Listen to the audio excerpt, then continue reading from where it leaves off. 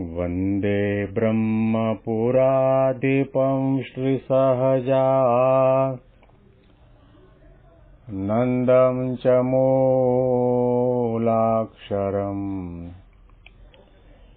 श्रेयस्कारणसत्कुणेकनिलयम् श्रीप्रागजिह्वावत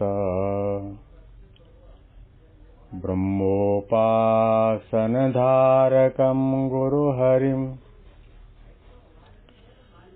यज्ञं तथा योगिनं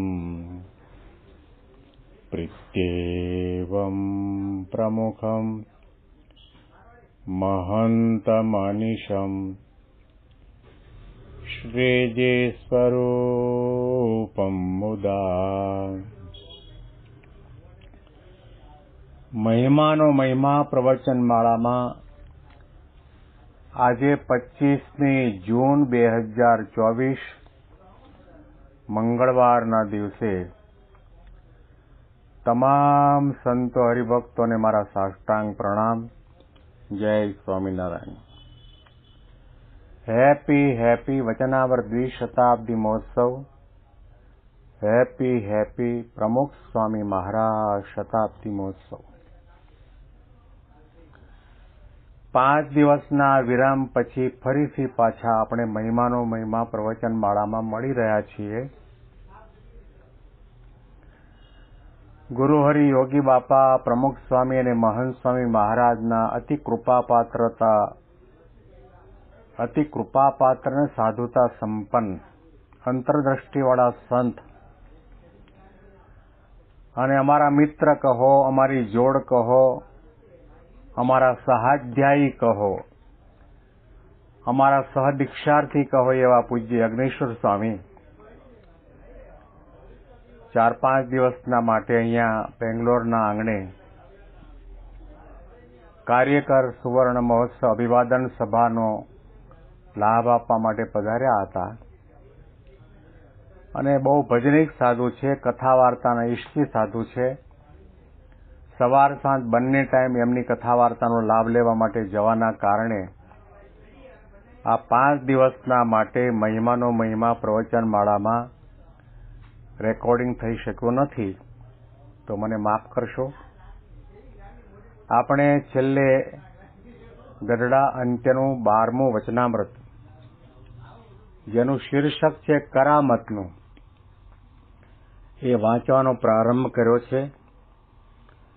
શ્રીજી મહારાજ પોતે અષાઢ મહિનાના કૃષ્ણ પક્ષની અષ્ટમીના દિવસે દાદા ખાચરના દરબારમાં પોતાની ઉતારીની બેડીના ગોખને વિશે વિરાજમાન થયા છે અને સામે બેઠેલા સંતો હરિભક્તોને શિક્ષાના વચન કહેવા માટે મહારાજ શુભેચ્છા દાખવે છે.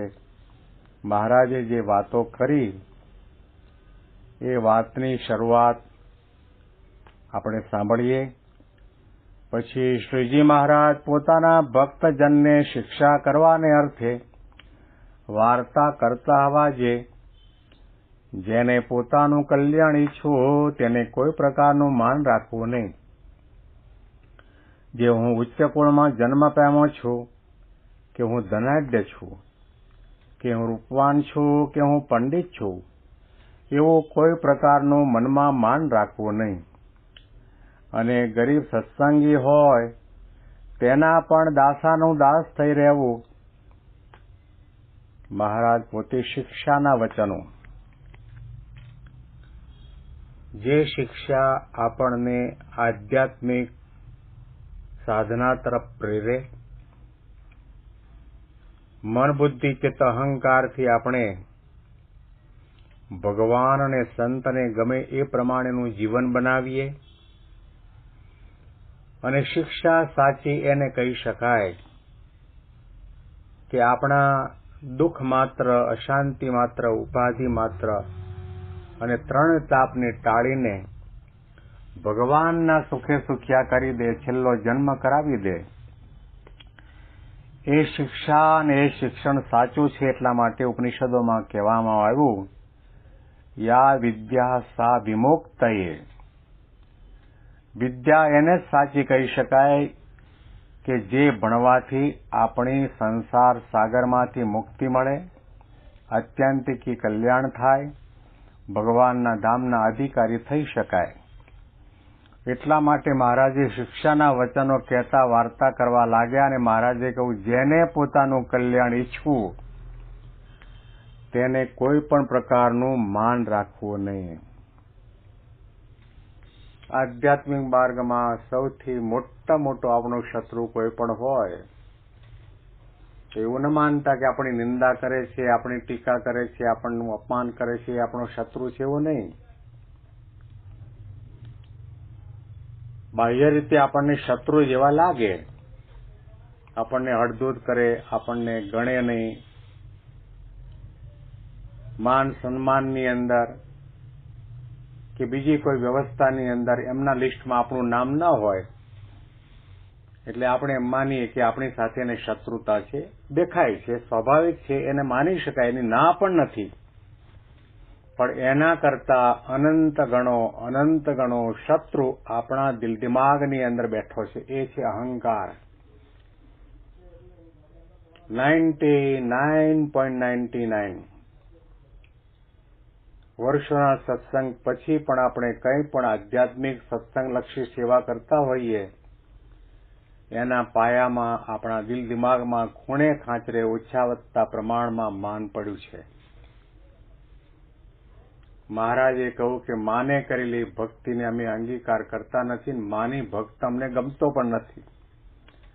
અને માની ભક્ત હોય એનું કંઈ ઠેકાણું નહીં. સત્સંગમાં કેટલા વખત ટકશે, આજે સ્તુતિ કરે છે, આવતીકાલે નિંદા કરવા માંડશે, દ્રોહ કરવા માંડશે.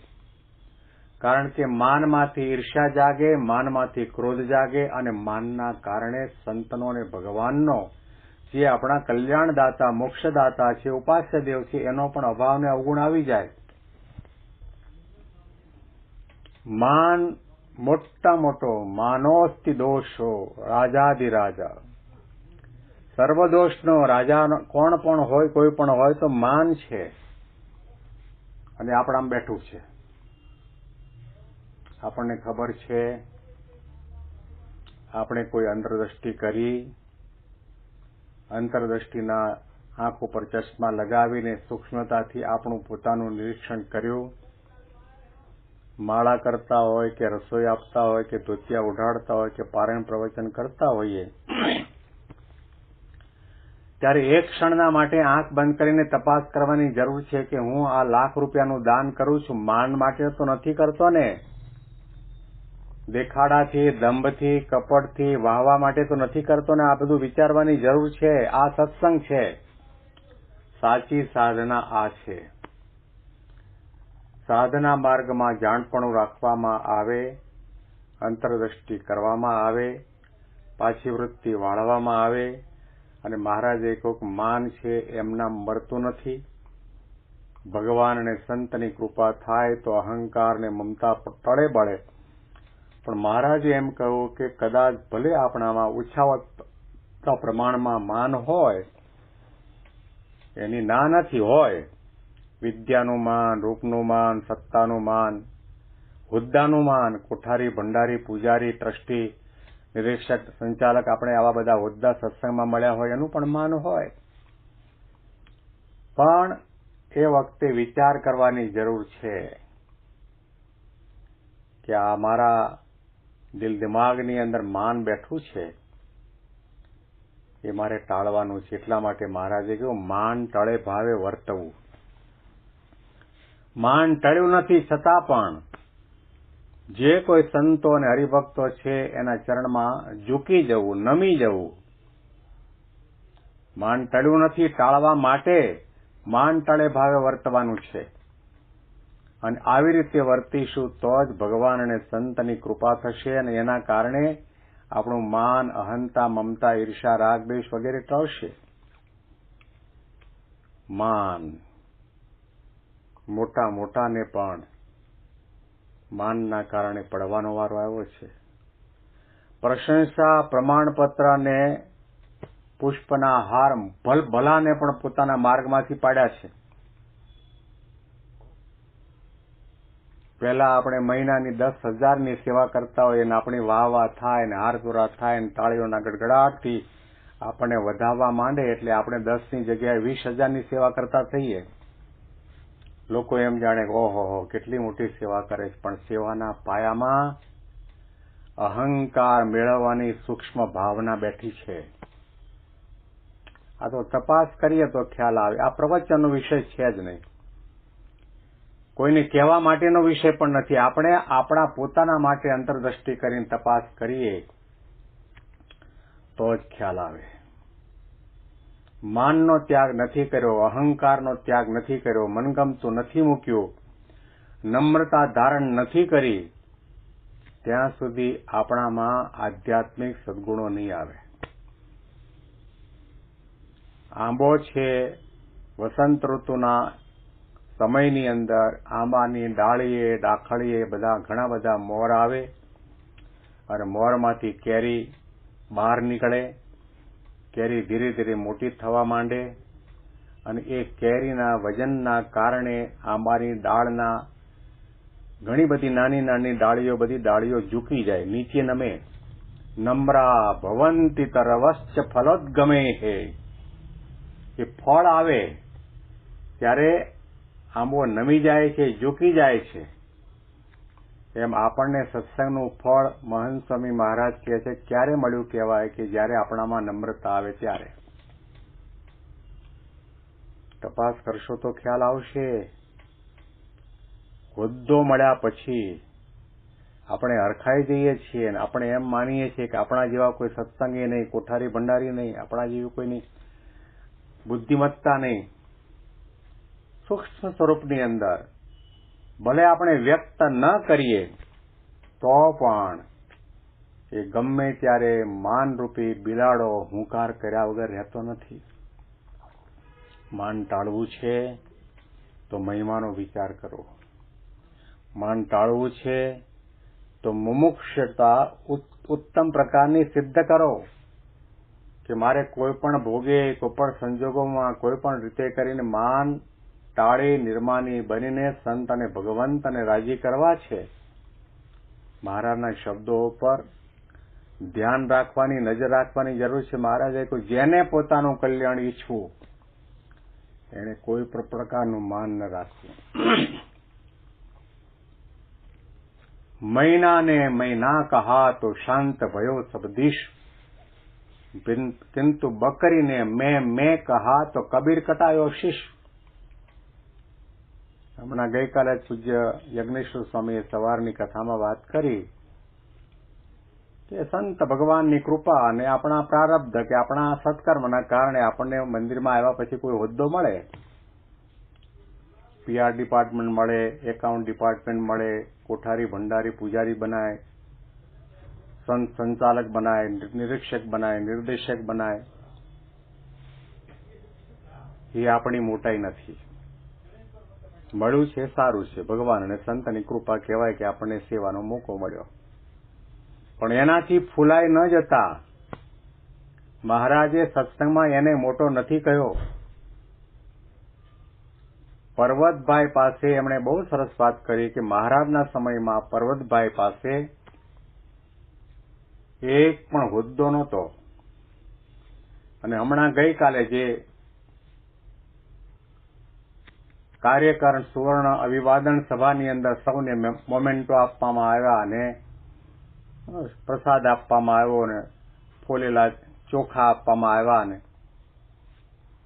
અને જેને નથી મળ્યા એ નાના એવું સમજતા નહીં. તમને મળ્યા છે ભગવાનની સંતની કૃપા સારું છે, પણ એ મોટાઈ નથી. તમારું બહુમાન થાય એ મોટાઈ નથી. તમારી વાહવા થાય એ મોટાઈ નથી. તમે સત્સંગમાં ઘણા કાર્ય કરો એ મોટાઈ નથી. સારું છે, એની આપણે ટીકા નિંદા નથી કરતા. તમારા હાથે મંદિરનો વિકાસ થયો, ઘણા મંડળો ચાલુ થયા, ઘણી પધરામણી કરી, ઘણી મહાપૂજા કરી, એ મોટાઈ નથી. મોટાઈ તો તમારામાં નમ્રતા આવે, દરેકનો મહિમા સમજાય, દરેકની આગળ દિનાધીન થઈને વર્તાય અને ક્યારેય પણ અંતરમાં તો નહીં પોતાની વાણીમાં પ્રવચનમાં પણ અહંકારનો પડઘો ન પડઘાય. પણ ઘણી વખત જોવા જઈએ તો આપણે કંઈ પણ કર્યું છે, કરીએ છીએ, તપશ્ચર્યા કરતા હોઈએ કે કંઈ આધ્યાત્મિક સેવા કરતા હોઈએ, ધનદાન કરતા હોઈએ, કે આપણા પ્રવચનમાં વાણીમાં કોઈ સાથેના વાર્તાલાપમાં સહેજે સહેજે વાત નીકળી જાય કે મેં આ કર્યું, મેં આ કર્યું, મેં આ કર્યું. દાદર મંદિરના કોઠારી પૂજ્ય અભય સ્વરૂપ સ્વામી અહીંયા પધારેલા તીર્થયાત્રા કરવા માટે 30 સંતોને લઈને. એમણે 10-12 મિનિટનું જ પ્રવચન રાત્રિ સભામાં કર્યું, પણ બહુ અદભુત વાતો કરી કે પ્રમુખ સ્વામી મહારાજે જે કાર્ય કર્યા એનું લિસ્ટ લખવા જાય તો બહુ લાંબુ થાય. અક્ષરધામ બનાવ્યું, 1000 સાધુ બનાવ્યા, 1200 થી વધારે મંદિરો કર્યા, લાખો ઘરોમાં પધરામણી કરી, લાખો પત્રો લખ્યા, અબ્દુલ કલામ જેવા મોટા મોટાને સત્સંગી બનાવ્યા, લાખો લોકોના વ્યસન છોડાવ્યા. પણ પ્રમુખ સ્વામી મહારાજે ક્યારેય પણ એવું નથી કહ્યું કે આ બધું મેં કર્યું. આપણે વાતે વાતે આપણે જે કંઈ કરીએ છીએ, તપ કરતા હોય તો તપની વાહ કરીએ, કથા વાર્તા કરતા હોય કે પધરામણી કરતા હોય કે મહાપૂજા કરતા હોય કે બીજું સત્સંગ સાક્ષી કાર્ય કરતા હોય એને ગાયા કરીએ છીએ. એમાં આપણને આનંદ એ પ્રશંસાનો આવે છે, કહેવાનો આનંદ આવે છે, સાધનનો આનંદ આવે છે, સાધ્યનો આનંદ નથી આવતો. મોટાઈ સાચી એ છે કે પર્વતભાઈને બહુમાન થયું જ નથી. એમની પાસે હોદ્દો નહોતો અને એમની પાસે કોઈએ મોમેન્ટો નથી આપ્યો, હારતોરા નથી કર્યા, તો પણ મહારાજે મુક્તાનંદ સ્વામી અને બ્રહ્માનંદ સ્વામી કરતા પણ એમને મોટા કયા છે. મહારાજે ત્યાં સુધી સંતોને કહ્યું તમે બધા ગુણબુદ્ધિવાળા સત્સંગી છો અને અમારા ખરા સત્સંગી તો પર્વતભાઈ ને ગોવર્ધનભાઈ છે કે ત્રણેય અવસ્થાની અંદર ભગવાનની મૂર્તિને અખંડ દેખે છે. મોટાઈ ક્યાં છે? ભગવાન સામે આપણી નજર હોય, ભગવાનને ધારીએ, ભગવાનને વિચારીએ, ભગવાન રાજી થાય એવું કરીએ, એવા પગલાં ભરીએ અને અહંકાર ક્યારેય પણ ના આવવા દઈએ. તો મહારાજે કહ્યું જેને પોતાનું કલ્યાણ ઈચ્છવું તેણે કોઈ પણ પ્રકારનું માન રાખવું નહીં. કેવા કેવા પ્રકારના માન કયા છે? મહારાજે કહ્યું પંડિત છું, રૂપવાન છું, ધનાઢ્ય છું, ઉચ્ચ કુળની અંદર મારો જન્મ થયો છે. આવી પ્રકારના ઘણા પ્રકારના માનના કારણે આપણે આપણી ભક્તિ, આપણી સેવાને 100% પરિશુદ્ધ કરી શકતા નથી. આના અનુસંધાનમાં વિશેષ વાતો આપણે આવતીકાલના પ્રવચનમાં સાંભળીશું. તમામ સંતો હરિભક્તોને મારા સાષ્ટાંગ પ્રણામ. જય સ્વામિનારાયણ, જય સ્વામિનારાયણ.